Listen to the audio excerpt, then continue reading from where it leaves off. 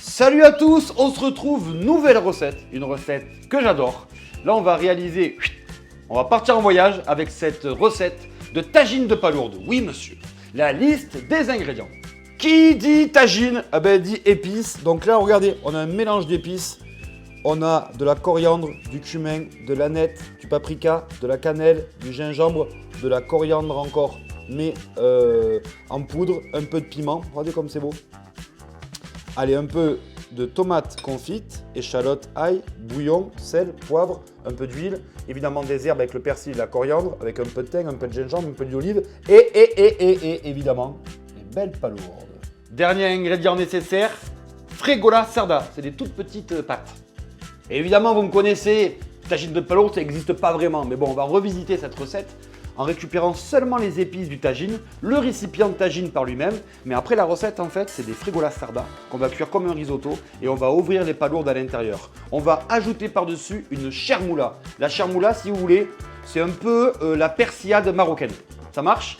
Attention, première étape, on va réaliser le risotto de fregola sarda. C'est parti les copains, on y va. Alors d'abord, comme un risotto classique, là on va d'abord ciseler de l'échalote, de l'oignon et de l'ail. Je cisèle mes trois préparations. Ensuite, je prends un plat à tagine, je le mets à chauffer. Je mets à chauffer ce petit plat à tagine, je fais suer échalote, oignon, ail. Voilà, ils vont devenir un peu translucides. Ensuite, j'ajoute la fregola sarda. On va un tout petit peu aussi la faire un peu torréfier au fond de ma petite tagine comme ça. Là, ça commence déjà à être gourmand. Je vais déglacer avec le vin blanc. Hop! Là, ça va commencer à cuire gentiment et j'ajoute toutes mes épices. Là, c'est les épices à tagine qui rentrent en jeu. On va mettre un peu de cumin, un peu de paprika, un peu de cannelle, un peu de gingembre aussi. Toutes mes épices, je vais les cuire un peu dans ce mélange-là.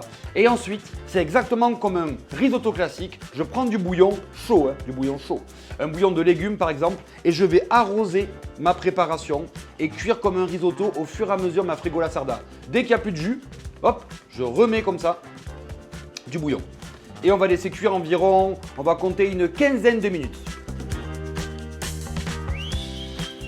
Alors la chermoula, je vais dire, rien de plus simple. On prend un gros pot, on prend un gros blender et c'est parti, on met tout à l'intérieur.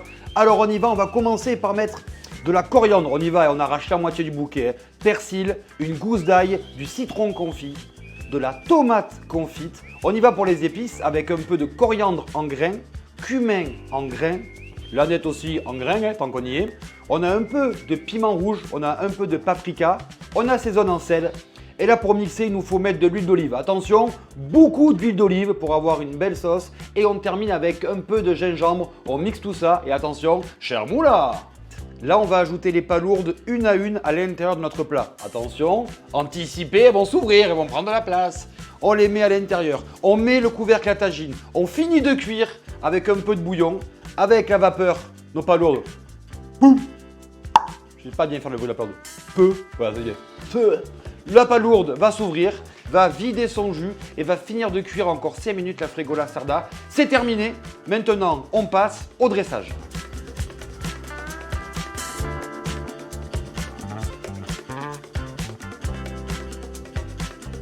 Et pour la dégustation, regardez juste en haut comme ça, là, le jus de palourde.